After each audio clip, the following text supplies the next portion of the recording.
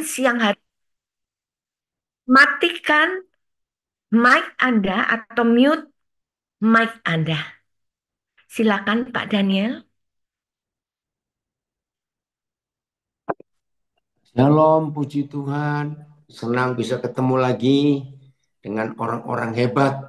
Ya, terima kasih Aglo Indonesia yang memberi saya kesempatan untuk boleh berbagi siang hari ini. Ya, puji Tuhan untuk waktu yang indah. Kita saya lagi ngatur posisinya yang enak. Bagaimana ini? Oke, beginilah. Ya, lagi sekali terima kasih pengurus Aglo Indonesia yang mengundang saya untuk boleh berbagi saat ini. Puji Tuhan. Ah, tunggu saya ngatur. Ya, baik. Siap belajar ya? Oke, puji Tuhan. Tema kita hari ini belajar mengerti arti memikul salib. Nah, bagi saudara-saudara dari yang lain yang bertanya ini grup apa? Nah, saudara ada organisasi Kristen Wanita Internasional, pusatnya di Amerika, namanya AGLO, diambil dari Roma 12, artinya menyala. Nah, AGLO ini ada di sekian banyak negara di dunia.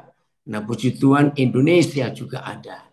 Nah, hari ini memperingati kebangkitan Tuhan Yesus, juga pertemuan para pemimpin yang ada di Indonesia ini untuk kita belajar. Nah, itu pertanyaannya terjawab ya, puji Tuhan. Oke. Kita akan melihat kalau tentang salib, saya percaya semua kita tidak pernah meragukan. Tahulah ya, semua kita tahu. Tapi hari ini kita akan berusaha untuk mengerti tentang salib itu dari sudut pandang yang Tuhan inginkan. Loh, kenapa? Karena maaf, sekian ribu tahun gereja ada di dunia dan sekian ribu tahun gereja memperingati penderitaan, kematian, kebangkitan Tuhan Yesus. Ternyata saudara, salib itu maaf, sudah melenceng jauh dari yang pertama Tuhan inginkan. Oke, kita akan lihat. Salib, hukuman salib itu tidak berasal dari surga. Ya, hukuman salib itu dari negara Romawi. Sampai hari ini, ya, walaupun tidak semua negara di dunia, tetapi masih cukup banyak negara di dunia yang memberlakukan hukuman mati bagi para pelaku kejahatan. Indonesia masih mengikuti ya, ada hukuman mati. Malaysia, Singapura, Amerika masih, ya, Arab Saudi masih, walaupun cara hukuman matinya itu beda-beda. Hampir semua negara Eropa, hampir itu tidak menganut hukuman mati.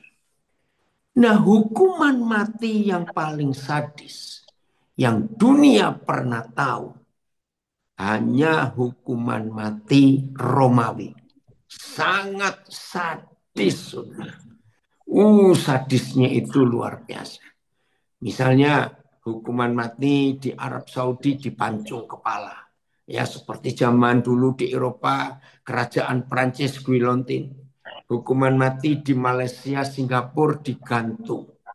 Hukuman mati di Indonesia ditembak langsung ke dada, ke jantung. Hukuman mati di Amerika ya itu pakai suntik atau distrom, serem hampir ada suntik sekarang. Begitu pula di Tiongkok ada berapa ditembak kepalanya, ya ada yang disuntik, nah, ada macam-macam. Tapi hukuman salib Romawi ini paling sadis. Yang dihukum mati itu tidak segera mati, yang disalib itu nggak segera mati. Itu bisa berhari-hari. Tergantung kekuatan fisik si terpidana mati ini. Kalau yang dihukum mati itu kuat, kekar, ya matinya lama. Nah, hukuman mati di salib itu ada 3 penyebab matinya. Penyebab yang pertama itu karena kehabisan darah. Ya, saya ulangi, kehabisan darah itu hukuman mati salib yang pertama. Tergantung lukanya juga. Nah, hukuman salib bisa cepat mati yang kedua itu ngeri. Jantung dan paru-paru pecah. Kok bisa? Karena terhimpit ya, terhimpit dengan apa itu? Terhimpit dengan tulang dada ini. Wih, ngeri sekali saudara kalau hukuman mati disalib itu.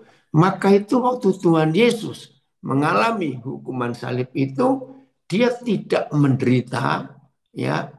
Karena apa? Nah, ini kalau saya pakai istilah manusia ada 2 keuntungan.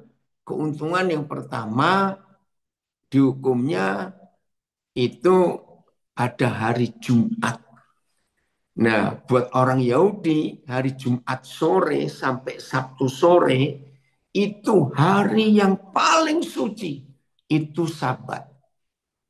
Nah, karena hukum Yahudi tidak boleh ada mayat yang masih tergantung menjelang hari Sabat. Biasanya Yahudi itu satu-satunya negara bangsa di dunia yang memulai hari bukan jam 24 atau jam 00. Orang Yahudi memulai hari itu sore matahari terbenam. Ya, maka itu ketika sudah jam 3 sore belum mati juga yang 2 terhukum mati bersama Yesus itu, maka itu kalau mereka yang dihukum mati disalib kok nggak mati-mati, saudara? Oh, ini ngerinya.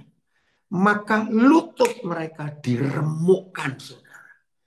Aduh, diremukkan lututnya. Perhatikan. Kenapa diremukkan? Nah, ini dia. Wih, ngeri. Supaya badan terhukum mati itu merosot.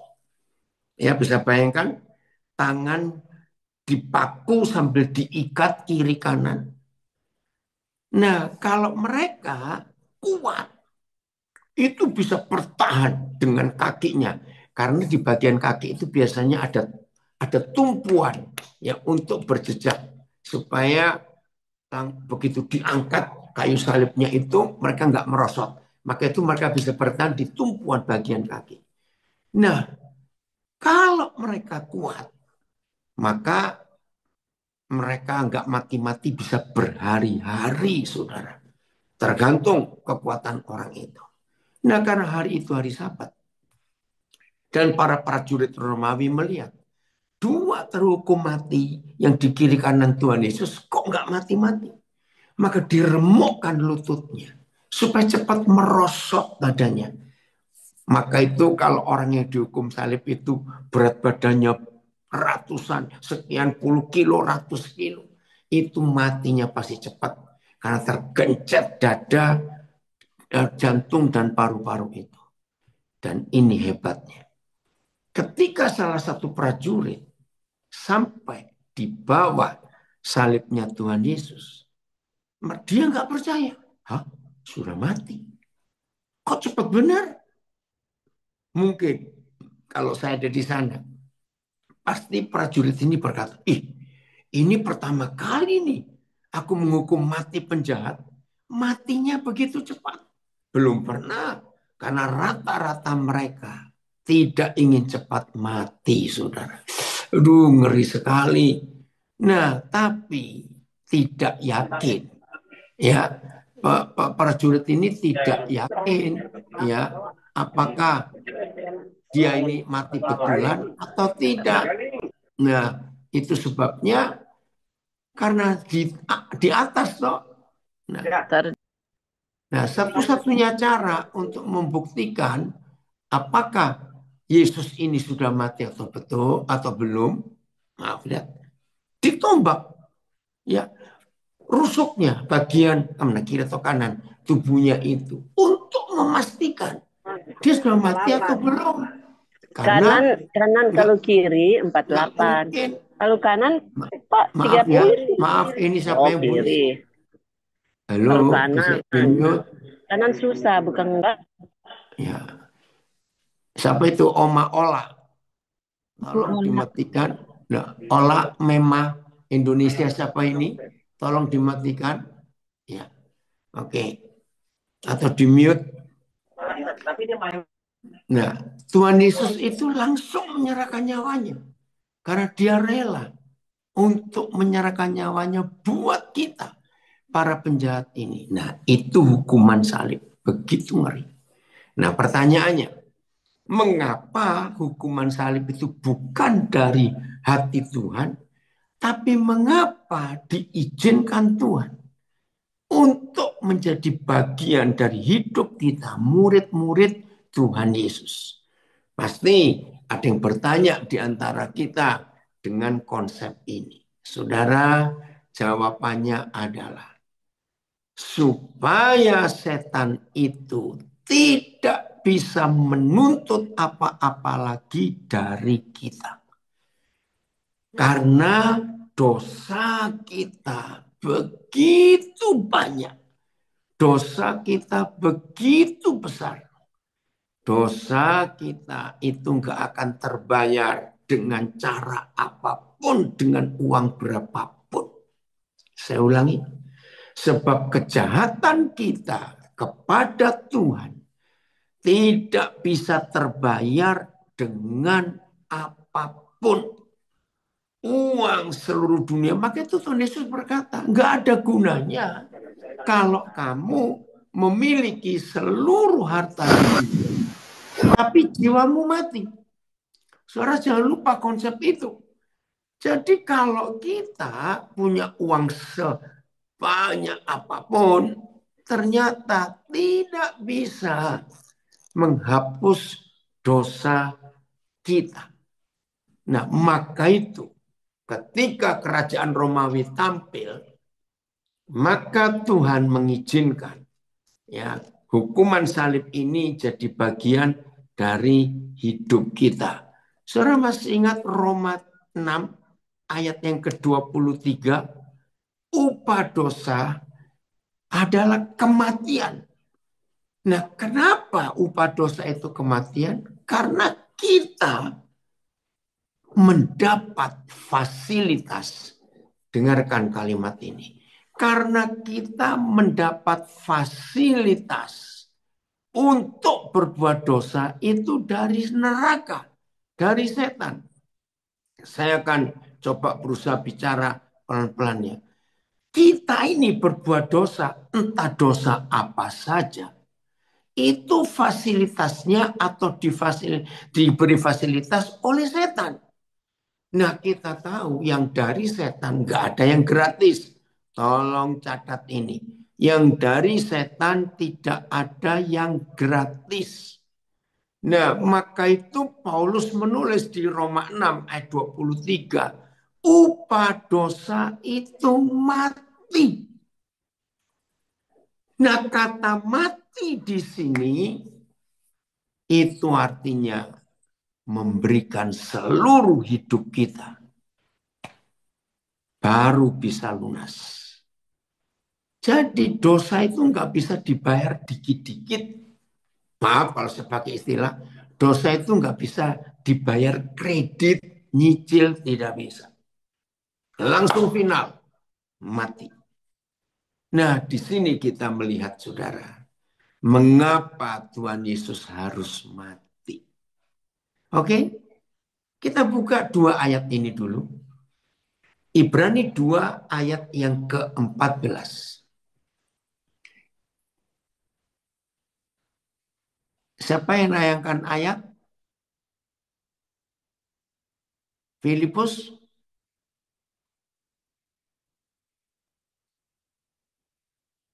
Siapa yang Filipus. ya bisa jadikan Bisa co-host? dibuka. Ya. Ibrani 2 ayat 14. Puji Tuhan, ditayangkan ini. Ya, Ibrani 2 ayat yang ke-14. Jadi dosa itu tidak bisa dicicil bayarnya. Maaf, harus lunas. Ya, maka itu kalimat yang paling dahsyat ketika Tuhan Yesus sudah kayu salib. Sudah selesai. Sudah lunas.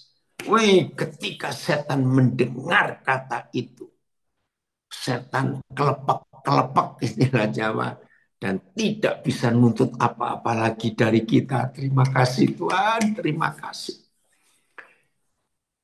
Ya, terima kasih. Yohanes 19:30 ya. Sesudah Yesus meminum anggur asam itu, berkatalah ia, sudah selesai, sudah lunas.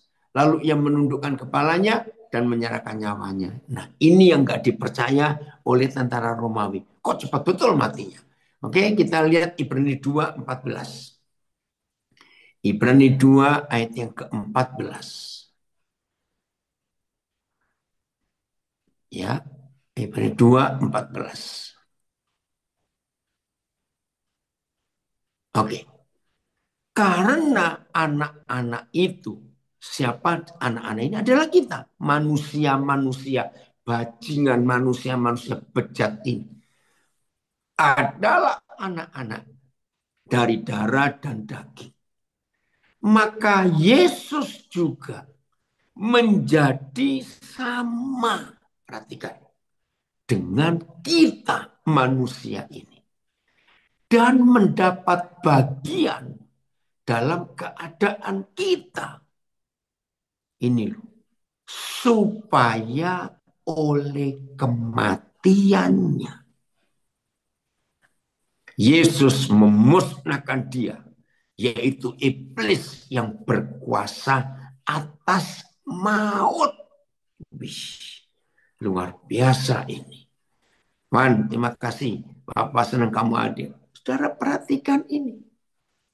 Jadi hukuman salib yang dimiliki oleh kerajaan Romawi yang waktu itu Romawi itu hampir menguasai semua negara di dunia. Kerajaan yang paling luas, jajahnya paling luas. Ya seperti Inggris di zaman modern. Maka Tuhan, Bapa di surga menggunakan hukum salib ini untuk menjelaskan kepada kita betapa enggak terbayarnya dosa kita ini hancur. Yesus mati. Nah, Ibrani 10 ayat 5. Dua ayat ini akan jadi pegangan buat kita. Ibrani 10 ayat yang kelima. Kenapa dia mati? Nah, tadi yang baru tahu Ibrani 2:14, maka begini cara kita berpikir. Karena begitu sayangnya Tuhan kepada manusia, sayang sekali. Kita tidak meragukan lagi kasih Bapa kepada kita. Ya, maka itu dia harus mati supaya hutang kita. Ingat, semua dosa yang kita lakukan itu dapat fasilitas dari setan. Nah, fasilitas yang kita terima dari setan untuk berbuat dosa, entah jenis apa saja dosa yang kita lakukan, itu enggak gratis. Setan minta nyawa kita. Maka itu Roma 6:23 saya katakan lagi, upah dosa, ya hasil dosa itu kematian. Nah, karena Tuhan mengasihi kita dan dia harus menebus kita, membayar, ya kata tebusan itu cocok untuk pegadaian, ya digadai, ya. Nah, karena hutangnya nyawa kepada setan, fasilitasnya itu nyawa, ya harus dibayar nyawa. Nah, begitu sayangnya Tuhan kepada kita, tetap aja Ibrani, nggak apa-apa, Filipus, supaya nggak pindah Ibrani supaya 5 ya, supaya bisa lunas hutang kita, Yesus harus punya tubuh. Untuk apa? Karena dia Tuhan, nggak bisa mati. Nah, karena Tuhan yang sayang kita, itu begitu sayangnya, maka dia harus bayar. Ingat ya, dia harus bayar hutang kita kepada si setan. Nah, hutang nyawa dibayar nyawa. Maka itu ada hukum. Gigi ganti gigi, mata ganti mata. Artinya kalau ada orang jotos kita sampai gigi kita rompal dua, maka kita harus cari orang itu untuk kita jotos lagi supaya rompal dua juga giginya. Kalau kita marah pada seseorang dan kita tonjok matanya sampai matanya buta, rusak satu, maka kita orang itu harus nonjok kita balik ganti mata lagi. Nah, karena ini hutang nyawa. Dan karena dia Tuhan yang gak mungkin mati. Lihat Ibrani 10 ayat 5. Karena itu, ketika Yesus masuk ke dunia, ia berkata, korban dan persembahan tidak engkau kehendaki. Tetapi engkau telah menyediakan tubuh bagiku. Wih, ayat ini bagus sekali. Saya ganti ya begini. Ya, sebelum baca TSI-nya. Karena itu ketika Yesus masuk ke dunia, Yesus berkata kepada Bapa, Bapa, ritual agama. Karena kata korban dan persembahan itu ritual agama. Ya, tidak engkau kehendaki. Jadi untuk menebus kita para bajingan-bajingan ini tidak bisa dengan ritual agama. Saya ingin menyadarkan saudara semua. Mengapa sejarah menulis ribuan-ribuan tahun yang lalu. Semua bangsa di dunia, lihat nenek moyang bangsa Eropa, nenek moyang bangsa Indian, ya nenek moyang bangsa orang Asia, orang-orang aborigin. Saudara, sejarah mencatat bahwa sejak zaman dulu nenek moyang kita sudah sadar untuk membuat dewa-dewa yang hebat-hebat itu tidak marah, tidak murka kepada kita. Maka nenek moyang manusia memberi korban manusia. Saudara lihat sejarah, sadis, apalagi orang-orang Indian ya, ngeri sekali. Dan kurang ajarnya setan. Sejak ribuan tahun yang lalu, setan itu paling suka korban perawan dan bayi-bayi. Itu kurang ajar betul.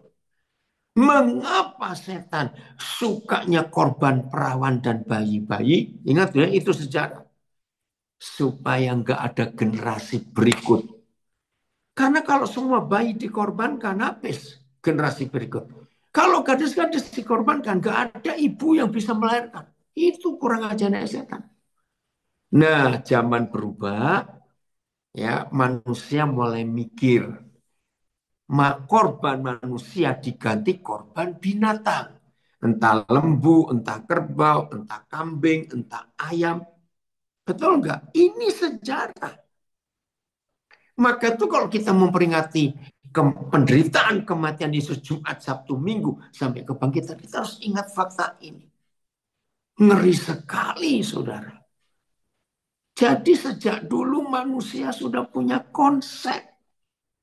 Supaya yang maha besar tidak murka, beri darah.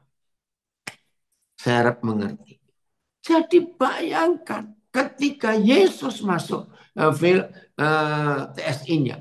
Ketika Yesus masuk ke dunia, dia ngomong ke Papa. Papa, engkau tidak perlu ritual. Korban persembahan itu ritual, enggak perlu. Tapi engkau menyediakan tubuh bagiku. Wah, itu luar biasa. Saya baca TSI-nya. Itulah sebabnya ketika Kristus datang ke dunia ini, dia berkata kepada Tuhan, Bapa di surga, engkau tidak menginginkan korban dan persembahan ritual. Tapi engkau, Bapa, sudah menyediakan tubuh bagiku yang aku serahkan untuk melayani engkau.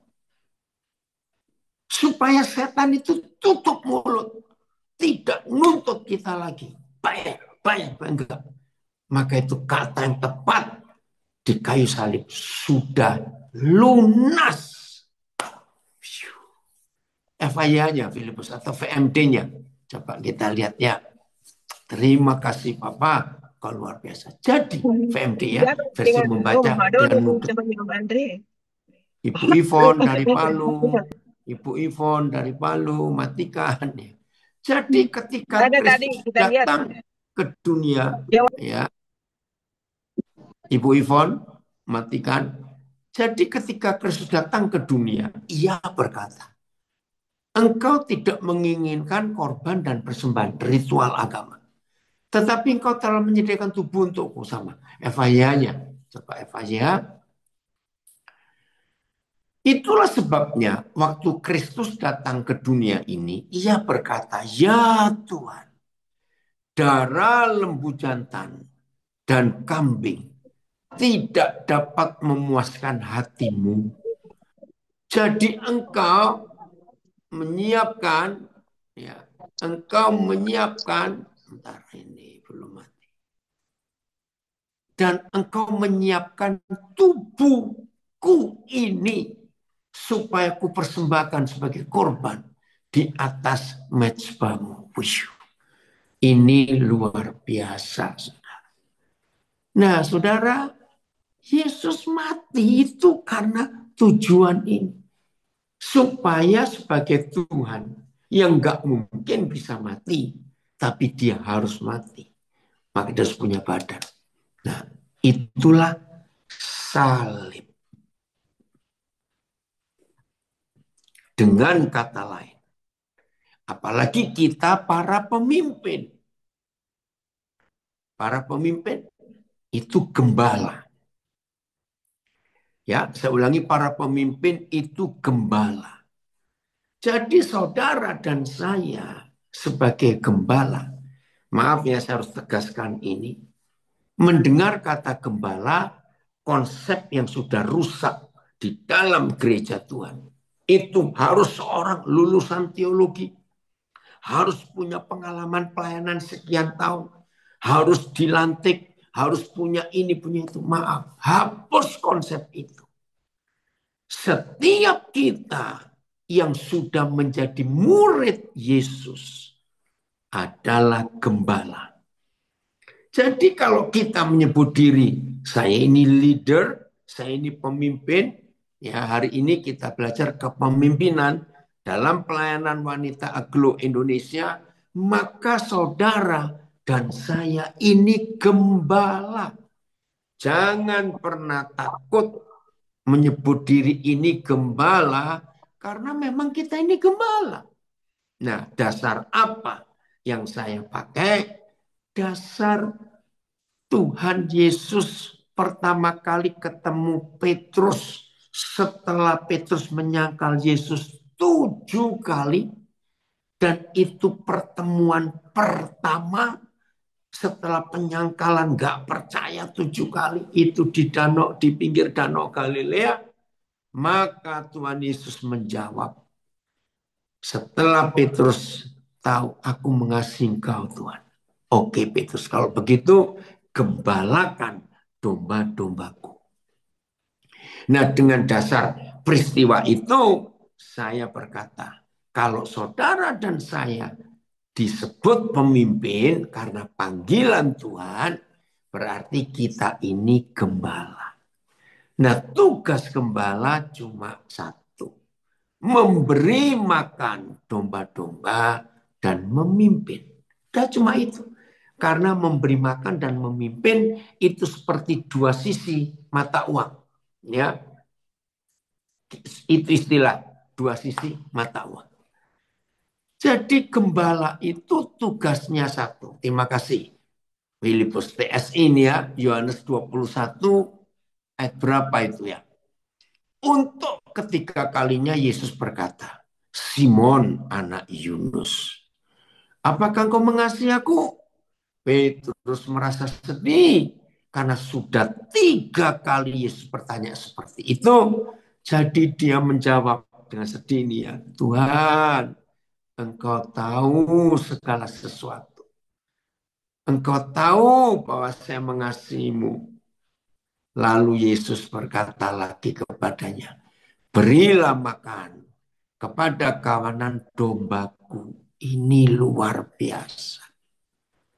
Jadi kalau saudara dan saya ini pemimpin, maaf ya, tugas kita nggak cuma mimpin rapat aglo, rapat organisasi. Tugas kita tidak hanya membuat program acara ini, acara itu. Tidak. Kalau cuma buat acara-acara begitu, ada banyak orang selain kita yang lebih hebat, lebih pinter daripada kita. Betul tidak? Ya Tuhan nggak butuh orang pintar. Cuma sederhana ini, beri makan domba-dombaku dan tuntun mereka. Udah, itu gembala. Nah, ternyata untuk menjadi gembala. Wah, ada komen ini. Beri makan ya, jangan minta makan. Nah, ini banyak ini, maaf. Ternyata tidak sedikit gembala dalam organisasi gereja yang nggak memberi makan domba, tapi makan domba. Ya, makasih. Ini ada komen bagus. Betul tidak? Tidak sedikit hamba Tuhan di gereja yang harusnya memberi makan para domba, tapi mereka makan domba. Ih, ngeri sekali. Dan itu ada di Yeskiel pasal 36. Nah, maka itu tugas kita bukan sekedar mimpin rapat, buat acara, tidak. Memberi makan, merawat, memimpin, menuntun. Nah, untuk bisa seperti itu, maka kita harus memikul salib. Nah, kok bisa? Ingat, mengapa ada perjamuan kudus? Kan Tuhan Yesus berkata di Yohanes 6, inilah tubuhku yang kuserahkan kepadamu sebagai makanan yang benar-benar makanan. Dan ini darahku sebagai minuman. Jadi pemimpin lagi sekali nggak cuma ngatur rapat, ngatur acara, tidak, tapi memberi nyawa menjadi makanan. Ya, ada yang komen lagi, ada juga gembala yang serakah, lebih cari untuk kepentingan diri sendiri. Ada. Maka itu saudara kita sebagai pemimpin itu memberi makan dan menuntun. Oke, saya percepat. Saudara perhatikan, Petrus itu tadinya namanya Simon. Tapi ketika jumpa Yesus di Lukas pasal 5 peristiwanya diganti Petrus. Dan anehnya Tuhan Yesus yang sudah mengganti nama Simon jadi Petrus, tapi perjumpaan pertama kali tidak di pinggir Danau Galilea setelah nyangkal 7 kali. Tuhan Yesus kembali panggil Simon, anak Yunus. Wih, itu templakan yang keras sekali. Untuk menyadarkan si Petrus kembali ke hidup lama.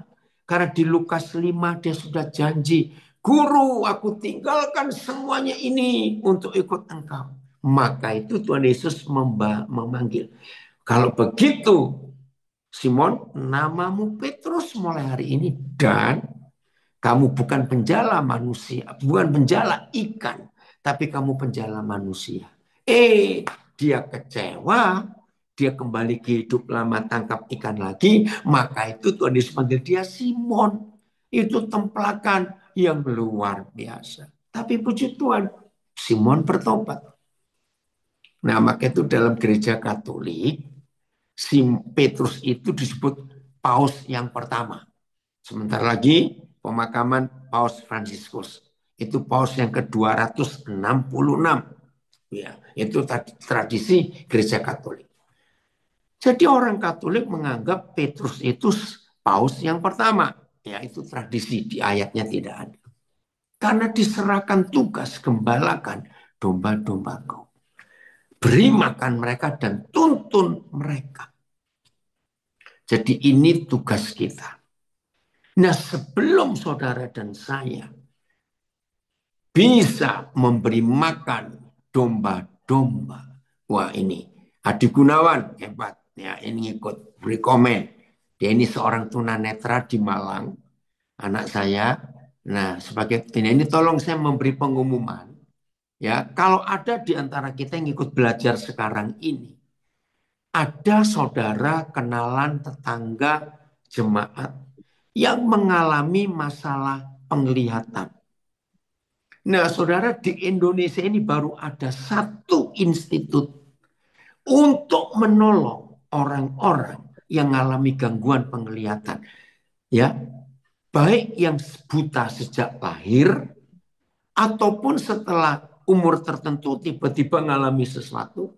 Bahkan anak saya Adi Gunawan ini sudah menolong banyak ya pejabat-pejabat, direktur-direktur, manajer-manajer yang tiba-tiba di usia 40, usia 50, usia 30 mengalami gangguan penglihatan. Nggak usah takut. Ternyata Tuhan pakai salah seorang saudara kita namanya Adi Gunawan ada di Malang. Ya, masih web. Nah, coba Adi, kamu kamu tulis apa web supaya dimasukkan di Zoom maupun Facebook, Instagram saya. Filipus nanti masukkan. Ini bisa menolong banyak orang. Maka itu kalau ada di antara kita punya teman, saudara, keluarga yang mengalami gangguan penglihatan, jangan putus asa, jangan bunuh diri, masih ada kesempatan. Ternyata ada teknologi, ada banyak HP, smartphone yang bisa menolong orang-orang yang punya gangguan kesehatan mata, termasuk yang buta sejak lahir. Ya, Adi tolong tulis ya webmu di kolom chat. Nah, ini anak saya ini buta tapi bisa pergi sendiri kemana-mana, nggak perlu dituntun karena pakai aplikasi yang ada di HP itu. Maka itu ketika dia diundang untuk memberi seminar, memberi ceramah ya di kementerian-kementerian, biasanya ada dana untuk teman pendamping karena tunanetra. Nah, Adi Gunawan ini nggak perlu pendamping, dia nolak, dia mau pergi sendiri dan dia bisa cari Grab sendiri, bisa ke bandara, oh bisa apa saja, luar biasa. Nanti ya biar ditulis ya. Oke, saya lanjutkan. Jadi saudara dan saya sebelum bisa jadi gembala, nggak perlu dilantik organisasi ya, tapi panggilan Tuhan. Maka satu syarat saja, harus pikul salib. Nah, tolong yang di Zoom sudah ada webnya. Phil, tolong bagikan ke Facebook dan Instagram Papa ya, supaya yang di Facebook, Instagram juga bisa melihat ini.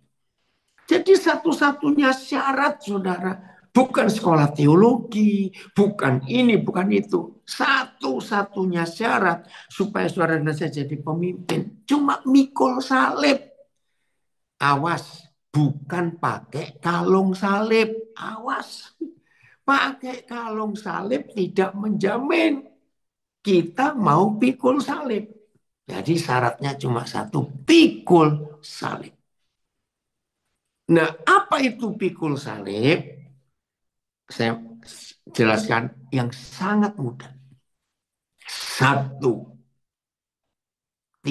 siap disinggung, tapi tidak tersinggung. Haleluya.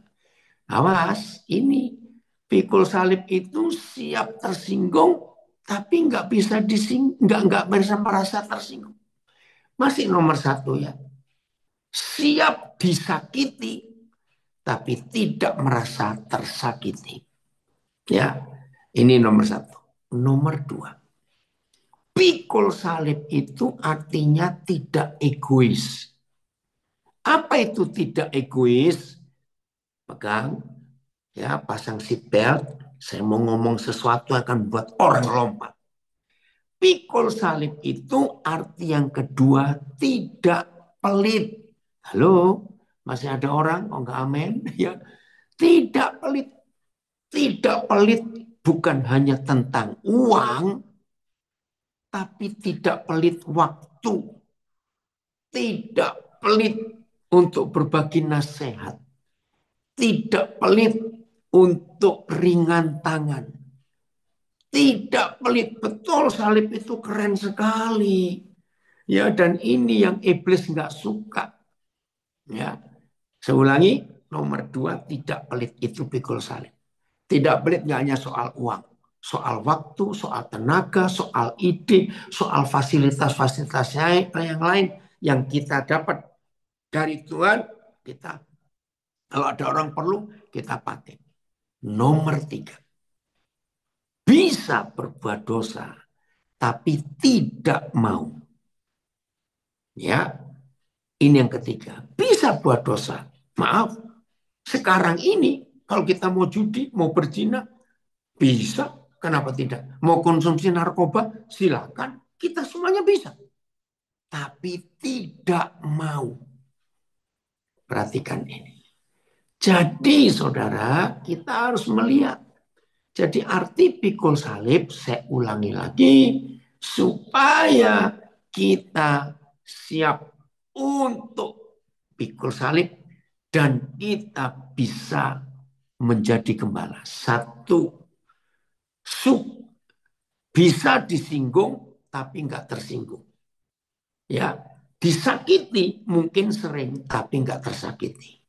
Nomor 2, tidak pelit untuk segala sesuatu, nggak cuma uang. Yang ketiga, bisa berbuat dosa tapi tidak mau. Nah, perhatikan 3 kata ini. Disakiti, menyakiti, tersakiti. Ya, coba perhatikan. Disakiti, ya, menyakiti, dan tersakiti. Saya ingin ada yang jawab, khususnya Aglo. Dari 3 kata ini mana yang benar, mana yang salah? Ya, disakiti, menyakiti, tersakiti. Ayo, yang mana? Saya tunggu tulisan saudara. Cepat. Yang mana ini? Menyakiti, itu salah atau benar? Disakiti. Oh, ya, yang mana ini? Disakiti. Ya, oh. Ya, jawabannya semuanya salah. Kalau saudara dan saya sudah pikul salib, dengar ya, dengar. Kalau kita sudah pikul salib, kita tidak akan bisa menyakiti, kita pun tidak akan bisa disakiti. Kembali saya ngomong, oke saya ulangi lagi. Kalau saudara dan saya sudah pikul salib, kita nggak bisa menyakitin orang. Catat. 2, kita pun tidak bisa disakiti kalau sudah pikul salib. Bahkan yang ketiga, saudara dan saya pun nggak bisa tersakiti. Itu keren. Serius. Jadi salib itu bukan simbolnya. Oke, saya tadi ngomong kurang satu tradisi salib itu. Yang ketiga, salib itu yang dipakai oleh kebanyakan gereja, khususnya Katolik, itu karena mimpi dari Kaisar Konstantin. Suatu hari mereka sedang perang dengan negara lain. Lalu Kaisar Konstantin mimpi. Ini tradisi yang nggak ada di Alkitab. Dalam mimpi itu Konstantin melihat bahwa ada tanda salib besar sekali. Dan dalam mimpi itu ada pesan. Besok kamu dalam perang, semua banner, semua bendera kerajaan Roma harus ada tanda salib. Dan semua perisai, oh nggak sanggup, ya harus sanggup. Ini ada yang bilang nggak sanggup Pak, harus sanggup ya. Dan semua perisaimu harus beri tanda salib. Nah, ternyata itu kali pertama Kaisar Konstantin mengalami menang dalam peperangan karena tanda salib. Nah, sejak hari itu Gereja Katolik memakai tanda salib, bahkan untuk doa pun tanda salib. Tapi itu bukan di Alkitab. Nah, itu tradisi. Nah, ada yang jawab, sulit Pak. Oke, kalau saudara berkata sulit untuk tidak bisa merasa sakit, nggak bisa tersakiti, nggak bisa menyakiti, nggak bisa disakiti, berarti saudara belum pikul salib. Itu saja. Serius saudara? Ayo, jangan. Thank you. Kalau pikul salib tidak menyakiti, tidak disakiti. Betul sekali. Saudara, ini prinsip sederhana. Maka itu kalau masih ada di antara kita suka tersinggung. Maaf, biasanya kan ibu-ibu bukan wanita yang sensi. Jangan marah, maaf. Ayo kita pakai pikul salib tiap hari. Jadi pikul salib itu saya ulangi, tidak bisa tersakiti, tidak bisa menyakiti, dan tidak bisa disakiti. Nggak bisa. Oke, saya punya ilustrasi gara-gara pikul salib ini. Saya percaya semua kita pasti pernah ngalami. Ini ilustrasi tapi ini kebenaran.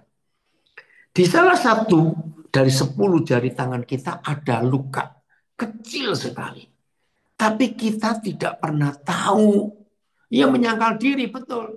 Maka itu ada yang tanya, menyangkal diri itu kalimat sederhana begini. Saya bisa berbuat dosa, tapi tidak mau. Tolong dicatat. Ini kalimat yang saya dapat dari Roh Kudus. Pikul salib itu berarti ya, ini Ibu Lili ya sudah komen, saya baca komennya bagus sekali. Ya, pikul salib tidak bisa disakiti, tidak bisa tersakiti, dan tidak bisa menyakiti. Wih, betul sekali Bu Lili ya. Ya, oke. Nah, saya lanjutkan. Jadi pikul salib itu sederhana. Saudara dan saya, maaf, setua apapun kita, ya, tetap bisa berbuat dosa. Betul? Walaupun setua. Tapi tidak mau. Nah, itu pikul salib. Oke, saya beri ilustrasi yang luar biasa. Ya. Oke, ada yang komen. Yang aja. Semua kita pasti pernah mengalami salah satu dari 10 jari tangan kita ada luka halus sekali. Tapi kita nggak tahu. Kapan kita tahu? Waktu diajak makan bakso, makan soto, terus kita sedang meras jeruk ya untuk nikmatnya makan. Begitu kita peras jeruk, langsung tahu ada yang luka. Ayo, orang yang sudah pikul salib pasti berkata, terima kasih jeruk, karena kamu mengingatkan aku. Ternyata ada luka yang aku tidak tahu. Tapi orang yang nggak mau pikul salib, begitu meras jeruk dan jarinya luka perih, langsung jeruknya dibanting, diinjek-injek jeruk. Kurang ajar kamu. Kenapa kamu nyakitin aku? Pasti ada yang kena ini dengan ilustrasi ini. Jangan marah. Betul nggak saudara? Jadi yang salah bukan jeruknya, goblok. Yang salah kita. Yang ada luka ini. Kok jeruk disalahkan? Coba bayangkan. Kalau 10 jari tangan kita ini nggak ada luka. Ayo meres jeruk sekilo. Ya nggak ada sakitnya. Cuma ya pegel aja. Ngapain jeruk 1 kilo kita peres dengan tangan kita? Maaf jangan tersinggung. Ini fakta. Jadi kalau masih ada yang tersinggung di antara kita, harusnya berterima kasih pada yang nyinggung. Amin. Kenapa? Karena saudara kita ini dipakai Tuhan untuk mengingatkan kita. Hei Daniel, ada luka di hatimu. Maka itu saudara, kalau saudara dan saya sudah pikul salib, berarti gak ada luka di hati kita. Jadi ada orang se-RT nyinggung kita. Kita cuma senyum. Bahkan kita berkata, Tuhan berkati ya. Karena gak ada luka. Ingat, ini ilustrasi yang saya dapat luar biasa. Air. Ya, air. Itu gak bisa dipotong. Ada orang nganggur, motong air pakai pisau. Nganggur. Ngapain air dipotong? Gak bisa. Tapi air itu bisa tergores. Nggak cuma terpotong. Ketika dia jadi es. Maka itu hati yang membeku adalah orang yang tidak mau pikul salib di hidupnya. Orang yang pikul salib, murid-murid Yesus yang pikul salib. Catat. Saya pakai bahasa Jawa. Setan ora doyan demit orang julid. Ini bahasa Jawa. Setan itu ya setan. Orang doyan itu nggak suka. Karena kalau ada orang yang setan mau goda, tapi orang itu air hidupnya, setan minggir duluan. Percuma ganggu air, nggak bisa digores. Tapi begitu setan melihat ada orang hatinya beku, orang itu jadi membernya setan dan jadi langganannya setan. Catat kalimat ini. Jadi para pemimpin murid Yesus yang tidak mau pikul salib, maka dia membernya setan. Dan dia langganannya setan. Tahu member? Pasti di antara kita banyak yang jadi member apa saja. Seperti saya, karena saya suka terbang. Saya member dari beberapa penerbangan, karena saya suka terbang. Nah, yang jadi member sesuatu, member rumah makan, member hotel, member apa saja, itu pasti dapat info hampir tiap hari. Terus kalau dikirimi apa-apa, dapat fasilitas, dapat bonus. Nah, celakanya kalau namanya pemimpin itu jadi membernya setan. Ampun dah. Nah, terus gimana cara keluar dari member? Gampang. Kalau untuk jadi member harus subscribe, maka kalau mau keluar unsubscribe, beres, keluar aja. Jangan mau jadi membernya setan. Siap untuk disakiti tapi tidak sakit, maka kita tidak akan tersakiti dan kita nggak bisa menyakiti lagi. Oh, haleluya. Inilah hidup yang Tuhan Yesus beri. Saudara, ayo hari ini kita berubah dalam konsep. Tunggu Pak, selesai ibadah pasti ada ibu-ibu yang temperamen. Nah, ini yang ngomong siapa ini? Vivo 2204. Maaf, saya cuma baca ya. Tunggu Pak, selesai ibadah pasti ada ibu-ibu yang temperamen. Ingat saja kita lagi pikul salib, biar nggak terlalu apa ini, nggak terlalu sakit. Oh, nggak ada kata nggak terlalu, nggak sakit. Pokoknya begitu ya. Tidak bisa disakiti, tidak bisa menyakiti, dan tidak bisa tersakiti. Maka itu dalam istilah psikologi, dalam bahasa Inggris ada istilah hurt people, hurt things others. Jadi kalau ada satu manusia hatinya sakit, maka dia akan menyakiti orang lain. Dan itu prinsip hidup. Tapi kalau kita sudah punya hati Yesus, nggak akan menyakiti, nggak akan tersakiti, dan nggak akan bisa disakiti. Ayo semua kita. Biarlah di Paskah 2025 ini kita semua mengalami revolusi, menang atas sakit hati, tersinggung, kecewa, putus asa, semuanya itu nggak akan terjadi. Kalau salib itu jadi kesukaan kita. Bagian terakhir. Tadi dinyanyikan, dipilih lagunya Sari Simorangkir. Karya terbesar. Nah, saya pertama kali dengar lagu itu sudah lama, sudah tahun 90-an akhir yang lalu. Saya minta izin Sari karena saya kenal baik. Sari, maafkan Koden. Mulai setelah Koden sekali nyanyi lagumu, Koden kalau nyanyi lagi akan Koden gubah. Gubah gimana Koden? Nah ini. Saya kalau nyanyi begini. Karya terbesar dalam hidupmu, pengorbananku yang selamatkanmu. Akulah harta yang tak ternilai, yang kau ingini dan kau hargai. Yesus Tuhan dicintai. Kenapa saya ngubah? Dengarkan. Kalau kita nyanyi karya terbesar dalam hidupku, pengorbananmu, salah. Saudara dan saya mau minta Yesus mati berapa kali lagi untukku. Karya terbesar dalam hidupku, pengorbananmu. Yesus cukup sekali mati. Oh ya, ada komen dari Delft, Belanda. Ya benar, orang sakit akan menyakiti orang lain. Jadi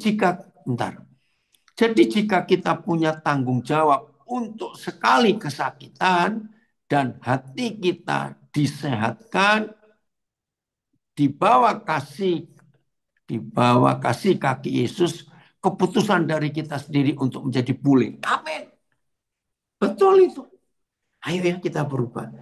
Jadi saudara, kita nggak boleh nyanyi lagi dengan kalimat yang sama. Karya terbesar dalam hidupku, pengorbananmu. Tuhan Yesus cukup berkorban sekali untuk kita.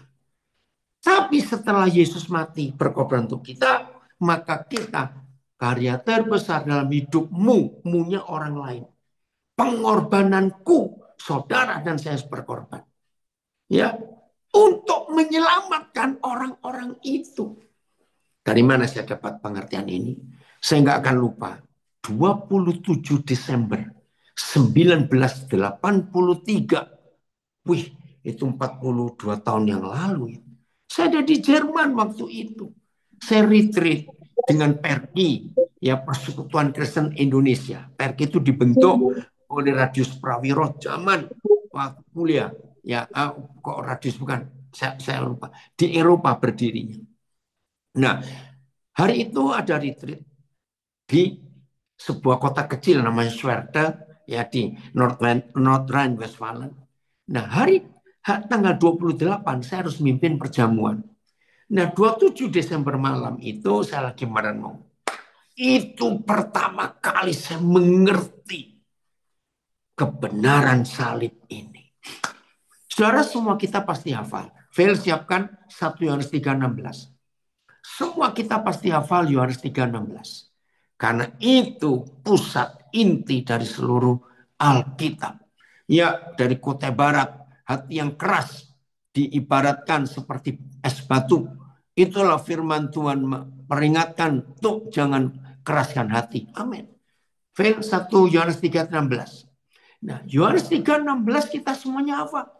Karena begitu besar kasih Tuhan akan dunia ini, maka dia berikan anak yang tunggal, yaitu Yesus, supaya kita yang percaya pada dia tidak binasa, tapi perlu hidup yang kekal.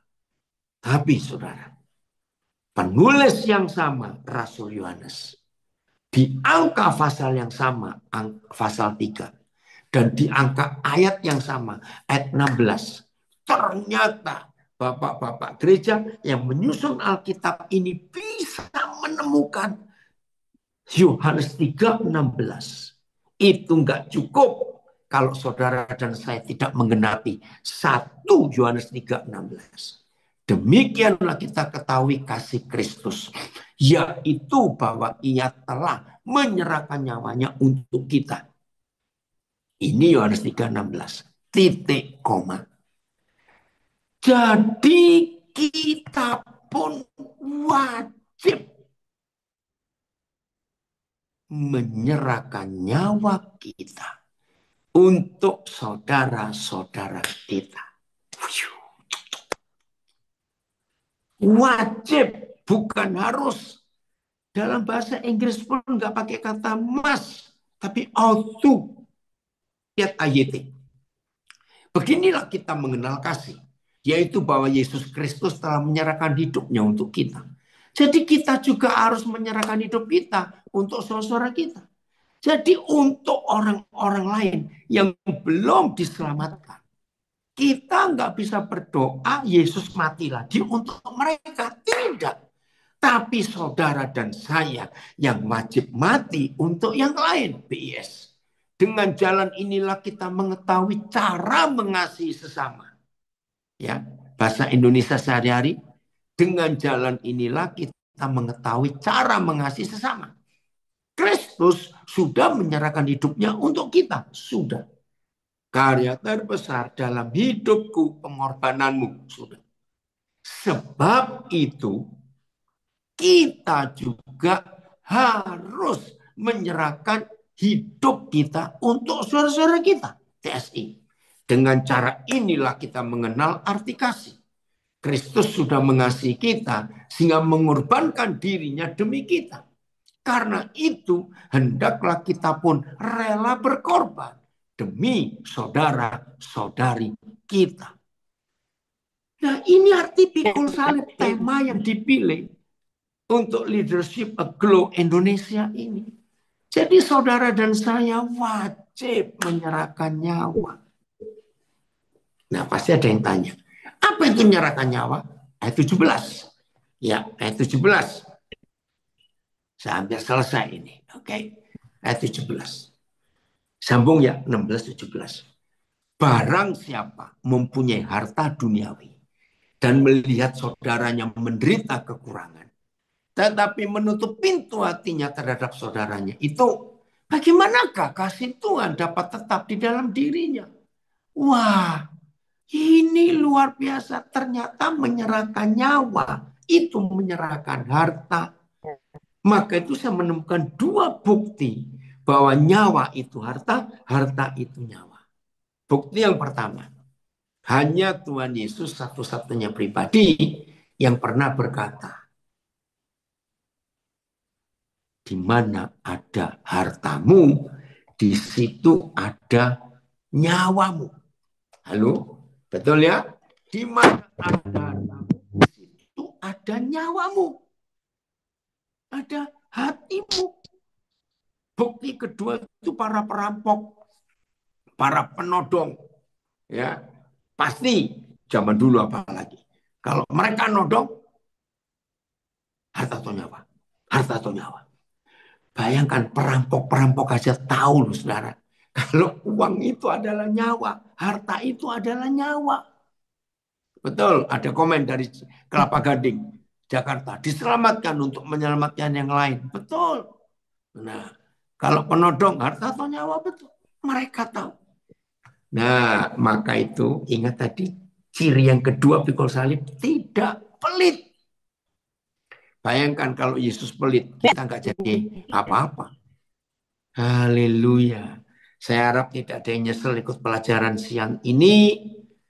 Apalagi yang pelit-pelit itu pasti akan, nggak tahu bagaimana, berubah mulai hari ini. Jadi pikul salib itu adalah menyerahkan nyawa untuk orang lain. Saudara dan sahabat sebagai pemimpin, ingat gembala. Beri makan dan tuntun orang-orang itu. Ayat terakhir, Galatia 6 ayat 1. 1 dan 2 ya. Galatia 6, ini bentuk salib yang kita harus pikul. Ini aplikasinya dalam hidup sehari-hari. Galatia 6 ayat 1 dan 2. Saudara-saudara, ayo ini ya para gembala. Kalaupun seorang kedapatan melakukan suatu pelanggaran, maka kamu yang rohani harus memimpin orang itu ke jalan yang benar. Dalam roh lemah lembut. Sambil menjaga dirimu sendiri supaya kamu juga jangan kena pencobaan. Jadi kalau kita melayani orang narkoba, jangan kita ikut konsumsi narkoba juga. Kita melayani penjudi, jangan ikut judi juga, itu maksudnya. Dengan roh lemah lembut. Punya otoritas. Ayat 2. Bertolong-tolonganlah menanggung bebanmu. Demikianlah kamu memenuhi hukum Kristus. Jadi memikul salib, kita bisa langsung masukkan kedua ayat ini. Galatia 6 ayat 1 dan 2. Coba TSI-nya, Phil. Langsung TSI-nya ya. Puji Tuhan untuk itu. Saudara-saudari, kalau ada di antara jemaat yang ketahuan jatuh dalam dosa, maka hendaklah anggota lain yang hidupnya dipimpin Roh Kudus membimbing dia kembali ke jalan yang benar. Tetapi lakukanlah itu dengan lemah lembut, sambil tetap waspada supaya kamu sendiri tidak ikut tergoda untuk berbuat dosa. Ayat 2-nya, SI, maka itu punya berapa banyak terjemahan, versinya bagus, kita belajar lebih ngerti. Hendaklah kita semua saling menolong untuk meringankan beban saudara-saudari seiman yang mengalami kelemahan atau kesusahan. Dengan begitu kita menaati hukum kasih yang Kristus berikan. Keren ya? Nah, saya akan simpulkan dari pikul salib Galatia 6 ayat 1 dan 2 dengan sebuah kalimat yang sangat umum ada di gereja Tuhan ada di pelayanan Kristen. Dan itu saya katakan dari setan kalimat itu. Saya harap setelah semua kita mendengar kebenaran ini, dengar ya, maka tidak boleh lagi, perhatikan, tidak boleh lagi ada kalimat-kalimat seperti ini. Ya, perhatikan ya, kita sudah mendengar firman ini, kita tidak boleh ada kalimat ini. Mari kita doakan. Salah. Loh, kok salah? Dengar. Ada orang sakit, ada orang susah, ada orang kesulitan, ada orang alami masalah berat, datang kepada kita para pemimpin. Gereja sudah salah ribuan tahun. Mari kita doakan. Salah. Karena kalau kita berkata mari kita doakan, sesungguhnya saudara sedang minta Tuhan yang bekerja untuk tolong orang itu. Ingat, itu tugas kita. Ada orang jatuh dalam dosa, mari kita doakan. Ada orang mau cerai, mari kita doakan. Ada orang kesulitan, mengalami macam-macam, mari kita doakan. Nggak bisa. Kita harus bertindak. Itu pikul salib. Menyerahkan nyawa, wajib menyerahkan nyawa kita untuk yang lain. Haleluya. Oh, kalau salib itu kita pikul, kita hidupi, maka dunia akan jadi sama seperti surga. Tuhan Yesus memberkati kita semuanya. Dan ayo kita jadi pelaku. Mulai hari ini kita pikul salib dengan sukacita. Tanpa gerutu. Ya, ingat loh. Kalau pikul salib berarti nggak bisa menyakiti, nggak bisa disakiti, nggak bisa tersakiti. Wah, haleluya. Surga ada di bumi. Selamat Paskah. Menikmati kemenangan Tuhan Yesus. Amin. Saya kembalikan kepada host.